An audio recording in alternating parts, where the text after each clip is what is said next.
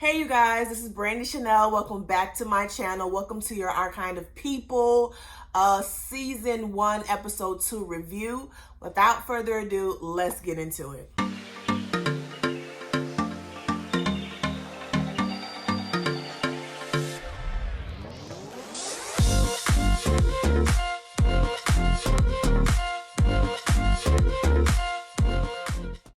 Okay, you guys, so this week's episode was actually better than last week's episode. I see that it's really going fast. Like, it's going really fast. Like, it's one thing after another after another. There's like no lead up. It's just, I don't know. It's going really fast, but it's still really good, okay? So we have Leah and Angela getting ready. It seems as though they're getting ready to go to church. Angela is doing her affirmations. She's doing, kind of promoting herself on, I guess, their version of TikTok or Instagram. I don't know. So they're getting ready, and it appears that they're getting ready for church because the next scene, we see them in church, okay? And, they have Pastor John Gray as the guest pastor. I don't know. Like, was Kirk Franklin not available? Like, I know he's not a pastor or, bishop or preacher or whatever the fuck. But I would have rather have had a Kirk Franklin than a cheating ass, low down ass, bad built body ass Pastor John Gray. I mean, we could have found somebody else. We could have found somebody else. Angela asks Tyreek to be a contractor for, she's building her business, so she need a contractor.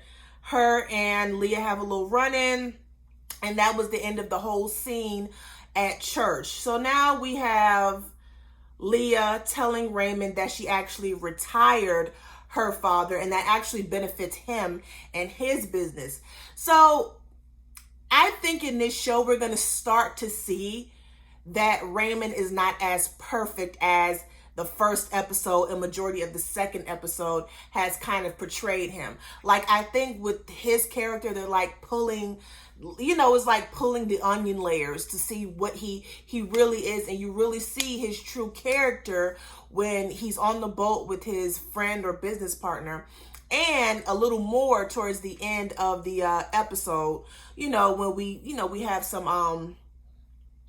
have some new revelations, I guess we can call them, okay? So that was the end of that scene. Okay, so Angela is back at home with Aunt Peggy and Aunt Nikki, and she gets the envelope that Leah is her sister. So last week, we got that Angela figured out who her father was, and she knows that Leah is his daughter as well. So the wig that she let Leah borrow for the fashion show, she had some hair in it. She took it to a DNA test, and it came back that Leah is her sister, which we pretty much already knew. They're having a conversation about spreading the ashes of her mother, and she says that she doesn't want that. She doesn't want her mother's ashes spread in this place because it's been so negative since she's gotten there, and she's kind of losing perspective as to why she came here in the first place. She came here, wanting to build generational wealth, build her Black business, and, just to getting good with these people, and now she's finding out this new information, so she's kind of, her attention has gone elsewhere. Her main focus has gone elsewhere, and her Aunt Peggy and her daughter Nikki are not really feeling that. They're kind of like, okay, I get it, but we need to do what your mother, my grandmother, my sister wanted, and she wanted to spread her ashes all around some river. I can't remember the river, you guys, but it was whatever river she wanted. That's what she's trying to do. That's what they're trying to convince Angela to do, and she's losing sight of that because she's gotten so caught up in all this drama. So I have here, Raymond is having a conversation with this white man about their business and their history. I think this white man's name is Jack. Okay, Jack. His name is Jack. Okay, so he's having a conversation with Jack on the boat. I think they are business partners. From what I can gather in the conversation, they are business partners. At one point, I think Jack had made some bad business deals, but and that kind of set them back. So I think that may have caused Raymond to go in business with Teddy, who is Leah's father. So that's why it means so much to him that Teddy is retired so he can have full control of whatever deal they had going on. So that's what I got from it. Maybe we'll find out more next episode, but we'll find out. You know, a lot of stuff is kind of unraveling in this show, and it's really interesting. It's not like, it's like a soap opera. You know what I mean? It's a thriller, it's a soap opera, it's a mystery, and I am here for all of it. It is really good. I hope they renew I'm already wanting them to renew this show. But Jack and Raymond are talking, and they have a history. They grew up together. I think I forgot how he said he worked for him, but they were basically brothers. Yeah, they were basically brothers. One, you know, was Jack, of course, the white man, was allowed to make all the mistakes and be good, while Raymond had to be perfect, because if he make mistakes as a black man, there's consequences and repercussions. Whereas Jack, as a white man, is, you know, he is privileged, so he can fuck up and make all the mistakes, and Raymond is there to clean it up. You know what I mean? So that's basically the nature of their friendship, their relationship, and I guess their dynamic as business partners. So we're at this meeting. I forgot what they call it. So they're at Leah's office, and a lot of the ladies from that club is meeting up. They're putting some flowers together, and I guess they're delivering it to him. I don't know what it is. And so her daughter Lauren is there, and she's tore up. She got drunk the night before. She is still messed up over her friend. Her mama know her as her friend, but she knows her as her lover and her friend, okay? So she is still kind of messed up from the night before. She's still thinking about Taylor and her jumping off the boat. We find out some more information later on, but we'll talk about it later. And so, you know, her mother is worried about her, and she's basically telling her, I will love you no matter what. And then Lauren is basically saying, some things about me that you don't know, you may not like. So at some point she gets sick, and she's on her phone first, but then she gets sick and then she leaves. So then Leah takes the time out to look through her phone and see that her and Taylor, you know, they've been, you know, kissing. It seems like their dynamic is more of a romantic relationship than it is a friendship. And she pretty much figures out that Lauren is gay. So then they continue on. Yeah, they continue on with the meeting. It's not a whole lot going on. It seems as if the women kind of worship and just kind of kiss the ass of Leah. And at one point, Angela makes a suggestion of kind of renaming some event they have going on, renaming it. And the women are looking at her like, girl, what? Like, what are you talking about? So then Leah pretty much does the same thing. She renames the event, and everyone's like, oh my God, you know what I mean? It was crazy. So Angela's like, okay, I see the dynamic here. Basically, if you want to get along, it's a go along, get along dynamic around these parks.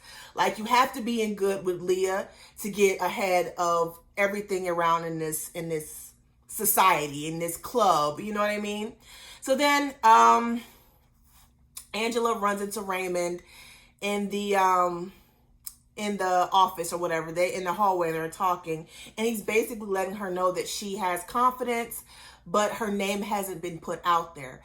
And she's basically saying, well, I have confidence. You know, I'm a new business owner, but my name is not already out there. I wouldn't need to put in a business loan or need this much help if I was already known. You know what I mean? So she takes that into consideration and things of that nature. And that's the end of that scene. So Angela visits Rose Franklin. Now I am thinking that Rose Franklin is Leah's mother. So it's Leah's mother and Teddy Franklin's wife or ex-wife, and she is in a home, okay? And she thinks Angela is Leah. And so Angela plays along and starts doing her hair.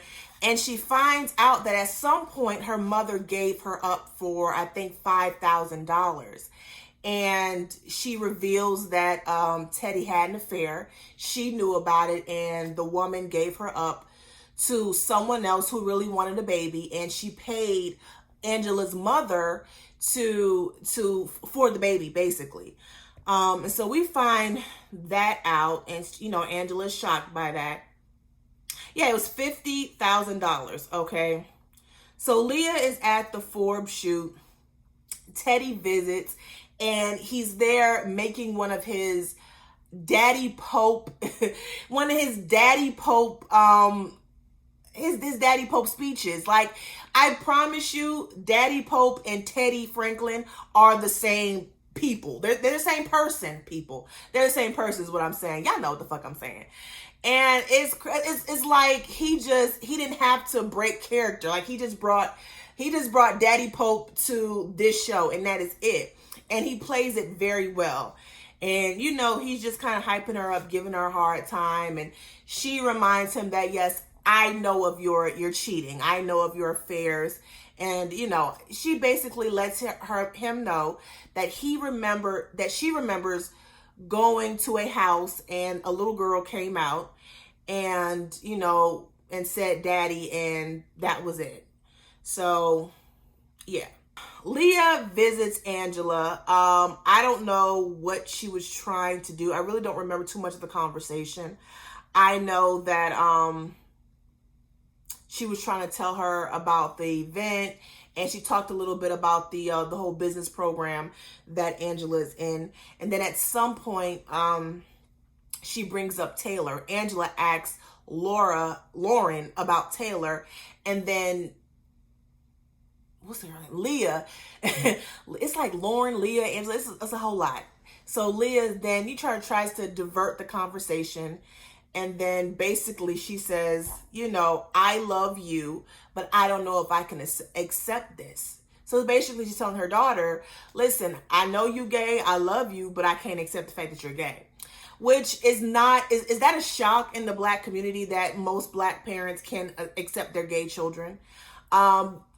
They can accept, maybe not in this story because it's an affluent Black family. So, it's a little different there. The reason why Lauren can't just be out and open about her sexuality is because they expect her to be a certain way within that community.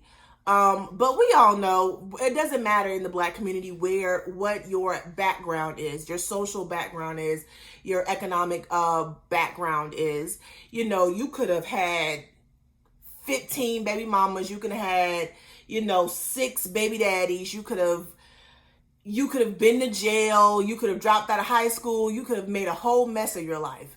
Your parents will accept that. But you being gay is not happening in the Black community. You can be anything else in the Black community. You can be a absolute failure at life.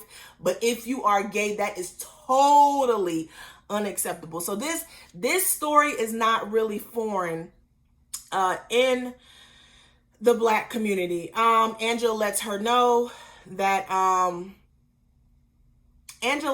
listen, your response next is going to determine your relationship for the rest of determine your relationship with your daughter moving forward. And then Leah seems like she's warming up to Angela, but then reverts back to the bitch that she is so hell-bent on being. Angela finds out that her mother sold her, and Aunt Piggy knew about it. She finds out that her mother at one point did sell her, but I think like 6 months later, if I'm not mistaken, I think it was like she only sold her for 6 months. And then, no, you know what I think it is? I think that she took the money, but in exchange for the money, her mother didn't give her to the lady she didn't give her to the lady like she was supposed to. She kept the money, but didn't give Angela away. And so the reason why she kept the money is because Aunt Piggy had gotten into some trouble, and Angela's mother needed that money to, kind of bail out Aunt Piggy or whatever. Damn it, I lost my train of thought. So Aunt Piggy is claiming that she does not know anything about Angela's father. She doesn't know nothing about Teddy. She knows nothing. This is something she is adamant about. As a matter of fact, this is something that she said on the first episode, and I think Angela had told her this twice. So yeah, she finds out that her mother didn't go through with it, but she did kept the money, and because she kept the money and she used it to bail out Aunt Piggy, she had to work for that woman. And she had to work for her to pay off that debt. And if I'm not mistaken, was it Rose Franklin? I want to know if it was Rose Franklin she was working for. It was something with an E. It was E. I cannot think of it, but we'll talk about it next week or the next episode. Okay, so we're at the party. Angela shows up with Tyreek. Lauren confronts Nikki about telling her mother about her and Taylor. Nikki, of course, says she did not say anything about her mother, about her and Taylor. I don't even know how Lauren came up with that conclusion.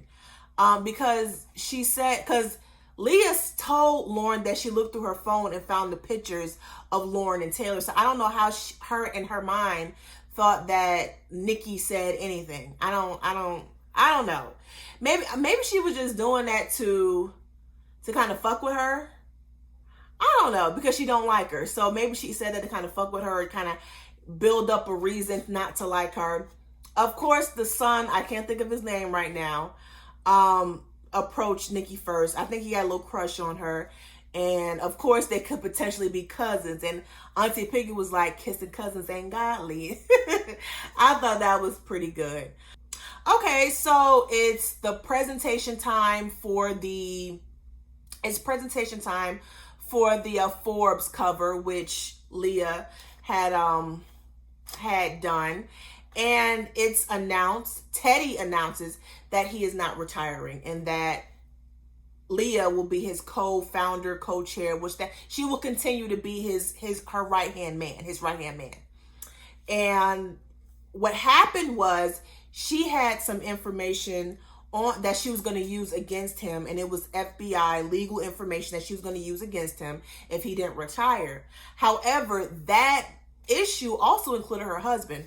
So if he got in trouble, if she got Teddy in trouble, then that would mean her husband got in trouble. So that's earlier when I was talking about the deal. I think that was the deal between Teddy and Raymond. Okay, so Leah is in the back talking to Raymond, and he's like, what the hell happened? And he's really dogging her out. He's dogging her the F out, okay? And it's starting to be very clear that while he seems like the perfect husband, he's very much so abusive. He may not be physically abusive just yet, but he's definitely mentally abusive. He's just like Teddy. He's her husband, but he's just like her father. And when when Leah is in the presence of these two men, she kind of becomes a little girl. She's very confident in front of everybody. She's very sure of herself when it comes to her father and when it comes to her husband, especially in this moment. It becomes apparent that, he really, I think what it also is, and I just thought of it, I think that Raymond married her because of her connection to her father. I think that's really what it was. I really think that it was his connection it was her connection to her father that he thought that he could be successful if he married this woman. And isn't that what it really is about, though? You marry for security. Only we don't hear it too much in men. We hear it only in women, but you do marry for security. Maybe not, it's not money, but it's connections. He's married her for connections. So I really just thought about that. That just really just clicked to me. So So we're going to see more of his character unraveling. Then we have Jack, who, after Raymond leaves, Jack comes in and he is consoling Leah because obviously Leah just got railroaded by her husband, just got dumped on. And they're talking and he kisses her. And I think there is a competition dynamic between Jack and Raymond. And I want to see some more between them, like their dynamic as a partner and as friends. I want to see what happens between them because I feel like it's something there. And of course, it's only the second episode and it's still developing. So I want to see what's going to happen between them, right? Okay, so then I'm towards the end. It was so much shit going on towards the end. So then Lauren gets arrested because Taylor has now woken up and has said that Lauren is the one that pushed Taylor. And then Lauren looks at Nikki and is like, tell him you were with her, not me. And so, no, that's what Taylor told the truth, okay? And so we have that going on. And then now we have Leah and Teddy now realizing that Angela is Leah's sister. And if she stays, she can uncover some truths that can take all of them down. And then on one scene, we got Aunt Piggy in the kitchen and Teddy shows up and then he said, is that how you treat an old friend? Now, bitch, I thought you didn't know Teddy. So it was so much going on at the end. It was just so much going on. And a lot of stuff it's impacted in one episode. So I'm looking forward to the stories and the characters unraveling and developing throughout the episode. This was a good second episode, even though a lot of things happened in one episode and happened so fast. It was a good episode. I thoroughly enjoyed it. Let me know how you guys are liking Our Kind of People down at the comments. Let me know how you are enjoying it. Do you feel like Morris Chestnut's character is becoming more of a villain? Like he's becoming like that mentally abusive husband? Do you think that he only married Leah for her connections? I mean, it makes him look good at the end. You know what I mean?